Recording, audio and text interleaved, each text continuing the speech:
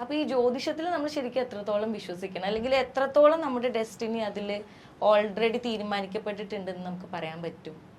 തീർച്ചയായിട്ടും ജ്യോതിഷം എന്ന് പറയുന്നത് ഒരു പ്ലാനറ്റിനെ മാത്രം ആശ്രയിച്ചിട്ടല്ല. ഇപ്പോൾ 9 ഗ്രഹങ്ങളെന്ന് പറഞ്ഞു. ഇപ്പോൾ പുതിയ ജ്യോതിഷപ്രകാരം 12 പറയുന്നുണ്ട്, പക്ഷേ 12 ഇല്ല. നേരത്തെ ജ്യോതിഷശാസ്ത്രത്തിലെ ഗ്രഹങ്ങളിൽ 9 എന്നുള്ളത് രാഹുവും ഗുളികനും പുറത്തായിരുന്നു. ഇപ്പോൾ രാഹുവും ഗുളികനും ഉൾപ്പെടെ 9 പറഞ്ഞിട്ടുള്ളത്.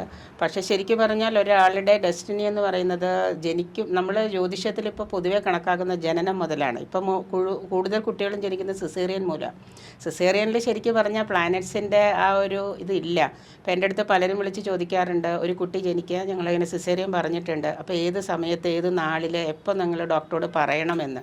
അപ്പോൾ ഞാൻ പറഞ്ഞു കൊടുക്കും, മകനക്ഷത്രം 2-ാം പാദം മതി, ആദ്യ പാദം വേണ്ട, ഗണ്ണാന്തമുണ്ട്. 2-ാം പാദം മതി എന്ന് പറയുമ്പോൾ 10:00-ക്കാണെങ്കിൽ 10:35, 10:40 ഡോക്ടറോട് പറയൂ.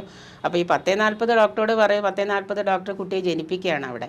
പക്ഷേ ആ ജനനം മുതലല്ല, അമ്മയുടെ ഗർഭത്തിൽ കിടക്കുമ്പോൾ തൊട്ടേ കുഞ്ഞിന് നമ്മൾ ഈ പറയുന്ന പ്ലാനറ്റ്സിൻ്റെ ഒരു ബേസിക് ഫ്ലുവൻസ് കുട്ടിയിലുണ്ട്. ഇതാരും അറിയുന്നില്ല.